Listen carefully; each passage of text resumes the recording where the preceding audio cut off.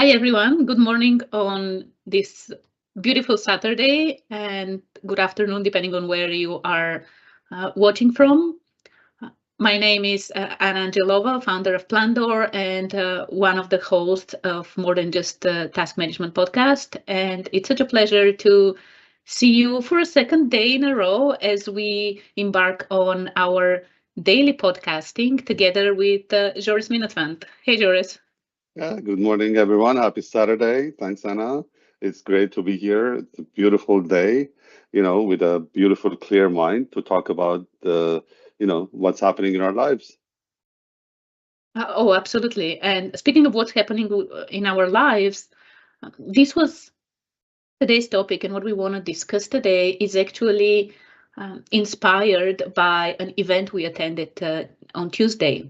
So there was a event at Rotman, and it was all about Canada's productivity challenges. And it was a debate. And the premise, Yeah, it's a streaming audience can no longer be. okay, let's see where we are right now. Is it resuming?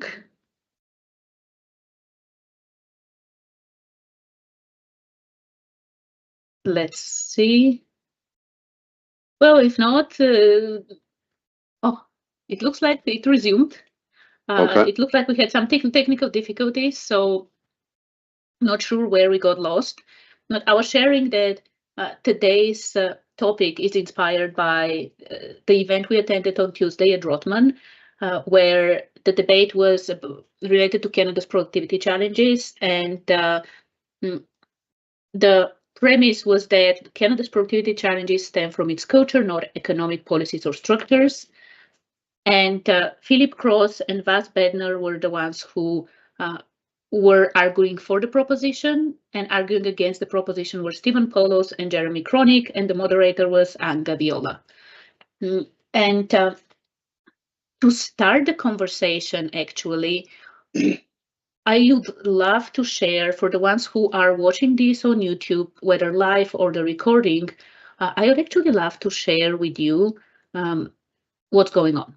So, in case you are not aware, like this conversation started recently with data for the past uh, over 20 years, actually. And let me quickly share just a few of the um, statistics with what's going on.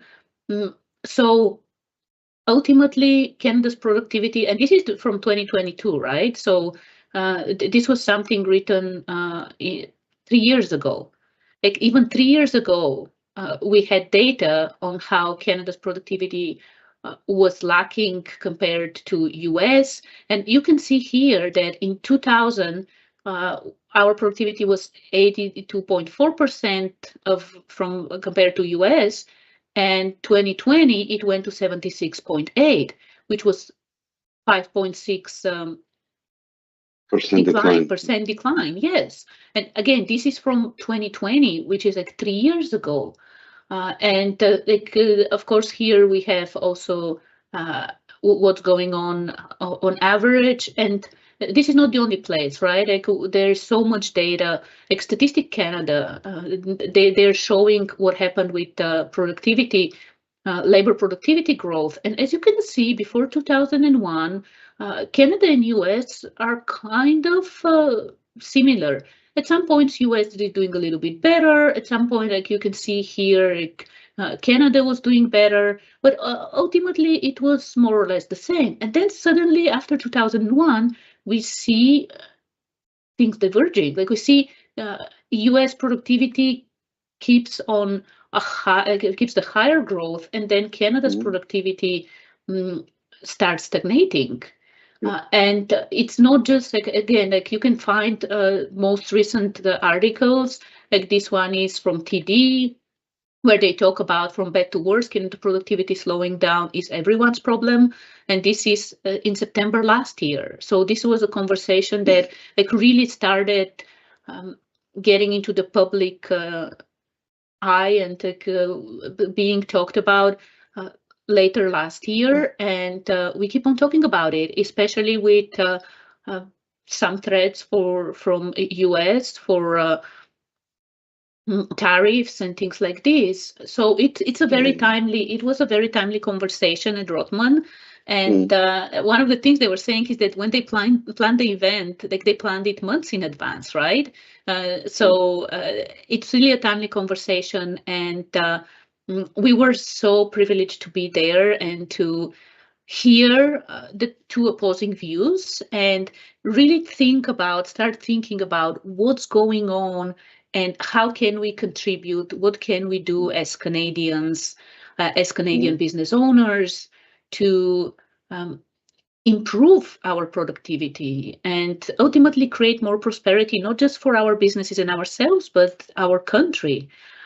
So our economy, our economy, absolutely. So it was very interesting, yeah, and I think this is enough of data and things like this. Everyone can Google and check. So yeah, go ahead, Joris. Share your. Thing related to what you're showing, the charts, the one that you showed. I don't know if you can bring it back up.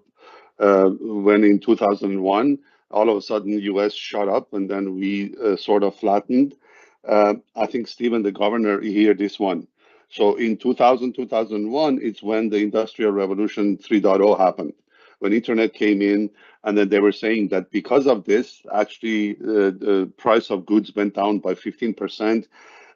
But look at what happened to US. They just shot up through the roof, and then ours just stayed sort of flat just a little bit. So the question is why? Why did this happen? So these are the. So is this because of the culture of people? We just follow US or Europe, or we just follow what Silicon Valley does? Is it our high taxes that doesn't give us incentives to build our businesses? So those are the things. It was very interesting. One other statistic that I think the governor mentioned, Steve, which was really like scared me more than the chart that you just showed, the green one with the from TD, was less than 5% of small businesses in Canada grow to be enterprises. And that is scary. That means the other 95% either flatten or become complacent or fail.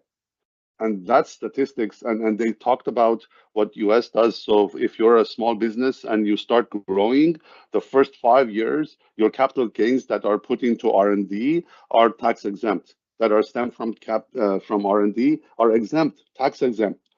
Blows my mind. We have that exact opposite here. So, anyways, I don't want to go too far down one rabbit hole like our taxes, but I just wanted to mention this that there's a reason now we are at the verge of with AI and next revolution, Industry 4.0. Are we going to stay behind? Is the gap going to grow more? Right? We need to be careful. We need to wake up. If we love our nation, we love our economy, we love our people, we love our future, children's future, it's not just the climate. We also need to talk about our economy and productivity. We have to be a player. If we're part of G7, G8, G20, we don't want to fall out of that. We need to stay a player. And right now we're not.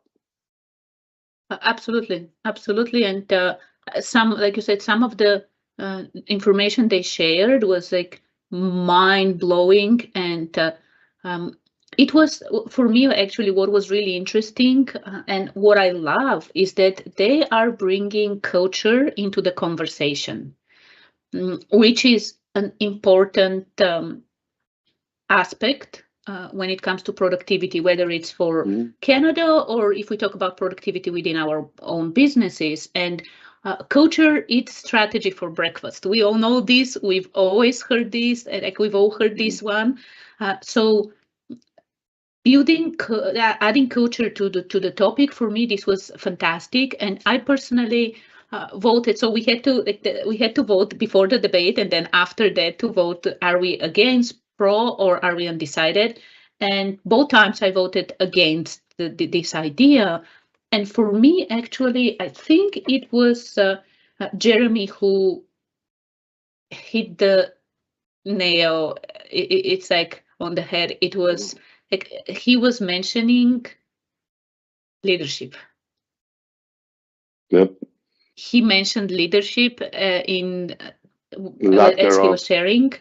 And when you think about like what the conversation was, the discussion was, Cannot productivity challenges stem from its culture, not economic policies or structures? Whether we talk about culture or policies and structures, where does it come from? Where does the whole thing come from? And I've mentioned this in other places that I completely agree with the idea that the only crisis the world faces today is lack of leadership, lack of real leaders.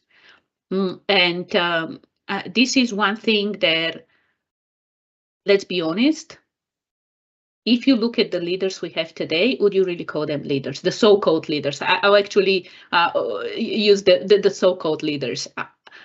I completely agree that we don't have leaders, and my personal view on this topic is that it all stems from leadership. And yes, culture impacts policies and structures. Policies and structure impact culture. Like the two of them, it's like the chicken or the egg, right? Like it's a you get into either a vicious cycle or a virtuous cycle, depending on how you lead, or depending on the leaders you have. You can get in that virtuous cycle where policies and structures, like they impact the culture and the culture impacts these things, and it leads to prosperity. And then you can get into the vicious cycle where one impacts the other and it just spirals down. So again, while I was really interested to hear the conversation and see both sides, like for me, one of the things about culture is like, okay, culture is actually something that's relatively stable. It doesn't change from today to today. It doesn't change compared to tomorrow. It takes how many years to create culture?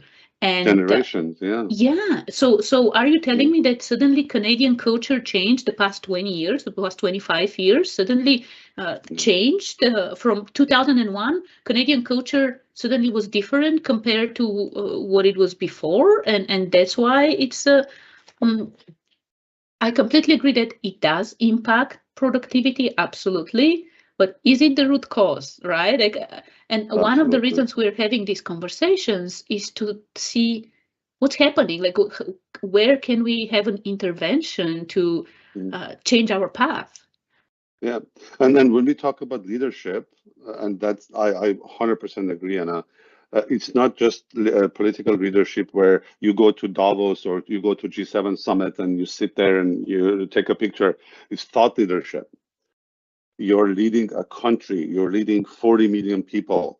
You need to know your stuff before you can, and every single decision that you make have long lasting. Every policy that you place have long lasting effects, and you need to analyze those before you even take them. But anyways, we don't have that. And when you talk about leadership, I say the lack thereof is what we have a problem with. We don't have proper leadership. We don't have proper thought leadership. One of the other things, culture versus policy, I think, my opinion is, and again, this nobody talks about leadership, nobody talks about unions, because these are taboo subjects. We don't ruffle any feathers. But we have had unions for since 1800s, 220 plus years of union. And if, like you said, chicken and the egg, if we have issues in our culture today with productivity, think about the effect of 200 plus years of union, where they say, you're in this box. And I've seen this in hospitals. 2 weeks ago, I was there with my mom. I sat there and watched them work. I've seen this in IT places that are unionized. You're in this box. You only do this box and nobody touches your box. I know they say the road to hell is paved with good intentions. When unions started, it was with good intention to protect workers. But over the centuries, it turned into this disabler where it tells people you don't need to move forward. There's nothing for you here. Every year you're going to get 2.9% increase. There are 12 of them, and on the 13th, the eve of the 13th, you retire. Here's your pension. Go sit home and then be happy that you have pension. You have a roof over your head. That is so counterproductive, in my opinion. And it's we again. I don't want to ramble on things. I'll say one more point, and then I'll pass it on to you, Anna. The other thing is you talk about our culture, right? We have had culture for the past 200, 150 years, 200 years, but what happens to the culture that we import? immigration. Immigration without integration, proper integration plan. If it dilutes our values, changes our, we bring foreign culture into our culture by the masses sometimes, which is also incorrect, should not happen. Immigration should happen slowly, and we have no integration plan. Oh, your name is starts with M, you're going to Edmonton. Your name starts with W, you're going to Vancouver. That's how we integrate these people. But that's also causes issues with our culture. Absolutely agree with both points you mentioned. Like we need to personally, like as workers, we need motivation. Like we need to really, like we need a why. There needs to be something for us to inspire us to get up every single day and do the work we do and do it better, do it faster, increase productivity, and of course be happy and fulfilled. And yeah, absolutely. And these are really taboo topics that, like, the discussion, even we chatted with a couple of people after the event. Like there was a little bit of mingling, and this is one of the things. I don't remember his name. His mom was Natalia. He mentioned that one of the problems for him was they never defined culture, right? Like they were never defined what does it mean? What does culture mean? And these are taboo topics, and they didn't really go into these topics.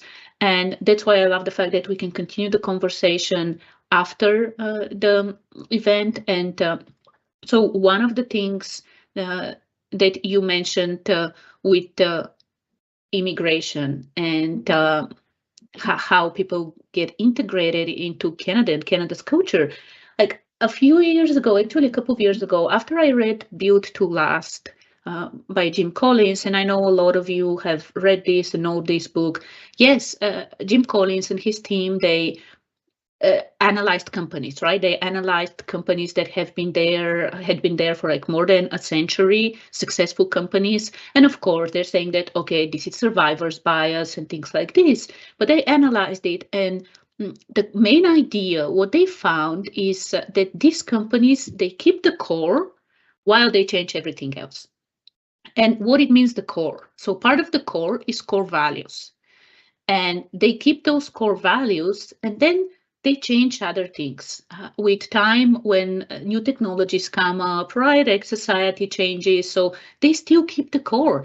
And as an example, yes, Disney is still here. Disney was in the book. Disney was in the book as one of their examples. And what they were talking about was that one of the core values for Disney was family. I saw the other day an article saying that Disney lost, I don't know how many millions of subscribers the last quarter, the last quarter of 2024. And ultimately they were saying, when you go away from your values, where you're not for families anymore, you're not for kids anymore, people go away, like your core audience goes away. So what I was thinking is that if you think about, okay, if this applies for companies, in a way, a country is like a company. And especially Canada and US, this is one of the things with the fact that both countries rely on immigration. And the way that immigration works, it's like you said, it's an imperfect system. And sometimes skills are considered and things like these are considered, but no one considers the attitude, the mentality, the mindset. No one considers that, like, what are Canada's values? Like, this is one of the things. If we ask what are Canada's top values, what are we going to say? It's like things have changed so much the past few years, and it's really thinking about culture and how it impacts productivity with everything that has been done, especially the past 10 years in terms of, like you said, the immigration policies. Even, one of the first things that happened when the Liberals came in power, one of the first things that happened for taxes, and as a taxpayer, as someone who worked a full-time job, I used to have, like one of the deductions, tax deductions we had was transit. And when you think about it, who uses transit to go to work? The masses, the middle class. We used to go downtown to Toronto and like using TTC. What happened? One of the first things that disappeared was the tax deduction for transit. How are you inspiring me as an employee to be more productive when I know that yeah, transit tax deduction doesn't break the bank or anything like this. Like it's a premise, it's a policy. But it's still a policy that discourages you. And then we have so many others with taxes. Like one of the things that you were saying about small businesses, and even as a worker, like even as an employee, once you reach a certain level of income, you actually get punished for doing well, which is ridiculous. Like we live in a world that rewards laziness, rewards blaming others, rewards complacency. And like you said, especially in Canada, this is exacerbated by the fact that we have unions that reward these kind of things, that inspire this kind of complacency and not doing anything depending on someone else. And I truly believe that as human beings, we are all so powerful and so capable. But these keep us low. These keep us, oh, you know what? The government is supposed to do this thing. The union is supposed to take care of you. So I know it's a combination of a lot of things, and I know we're so passionate about some of these topics. And I really want us to continue bringing awareness to this and continue the conversation. Yes, like we are focusing on productivity in terms of like personal productivity, team productivity, but the thing is that we live in Canada, and our provinces, the economy we have in our province, in the country, and the global economy, like all these things matter. All these things matter, and especially as business owners, if we don't care about them, like who should, right? Who should take care and think about this and take the lead? So I'm really glad we attended the event. Like it was fantastic, and the fact that we're continuing the conversation. Of course, like it's a system, right? Like thinking in systems, like wow. And this is one of the things that we're so used to thinking linearly and see, oh, what's the root cause? If you think about it, there are so many things that impact. It's a system, like culture impacts it, policies impact, the union impacts it, global economy and things like this impact. A lot of things impact what we see right now. And our purpose is not to actually solve the problem in this conversation. We just want to bring more awareness and continue the conversation. That was a good segue into my closing comments. I don't know if you did the survey, post survey, when they sent Rotman sent the email. I replied back and I said, yes, it's good to have these debates. Yes, it's good to bring awareness. But what was lacking from this? And this is again, we talk and we go back to our living our lives. What's next? What do we do? What's the action item? What's the next step? If we're talking about whether it's culture or policy, it will take, if we have been stagnant for 20 years, especially worse, getting worse, and we're on a downward spiral in the last 10 years, what do we do about it? We're already too late. We're already too late. And we're not doing anything. So it's going to keep getting worse. Let's do something.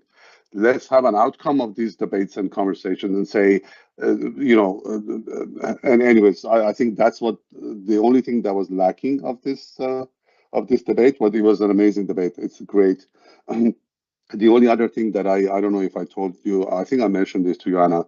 I'm an observer. So when I was in the room, I looked around and there was less than 1% of the audience was under the age of 30. And that was really, really disconcerting. I mean, that means that age group does not care about Canada, does not care about, it was like, wow, this is incredible. Where are these people? Are they, again, like, oh, somebody will take care of me. I don't need to worry about it. Somebody is in the Rotman's room or in the policy setting rooms and they're making the right decisions, hoping they're making the right decisions. So yeah, that's my closing comment. Back to you, Anna.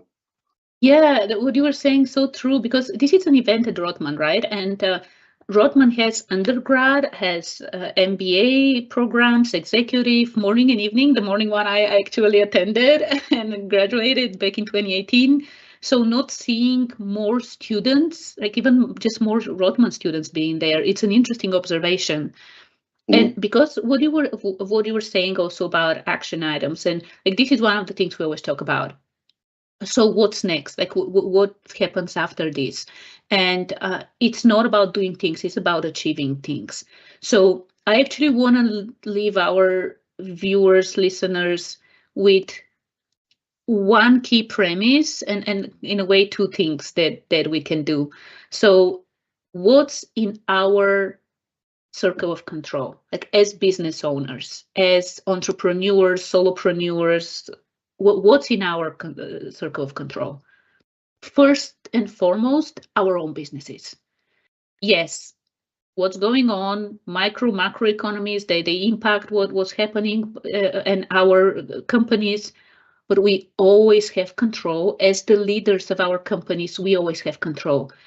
The fact that Canada's culture might be deteriorating and be very undefined without identity right now doesn't mean that you can't create a culture of productivity, accountability, responsibility, kindness, whatever kind of culture you want to create.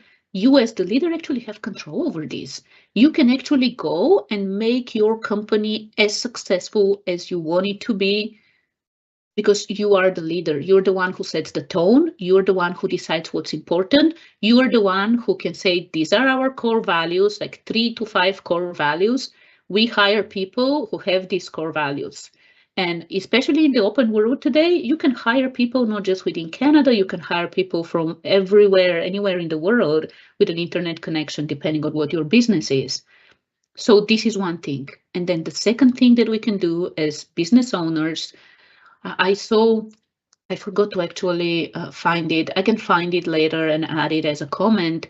A few days ago, I saw that a few startup founders, I think they created a platform where as a startup founder, entrepreneur, you can go and you can suggest policy changes, you can suggest regulation changes, things like this. So we can actually, the other thing we can do as business leaders is like we can go and be more involved with what's going on.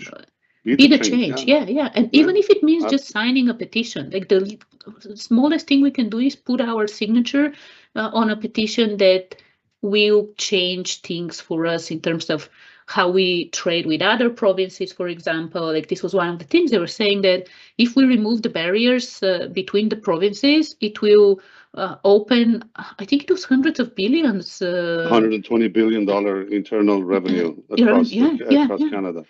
Yeah, so that is half of our trade with US. Yeah.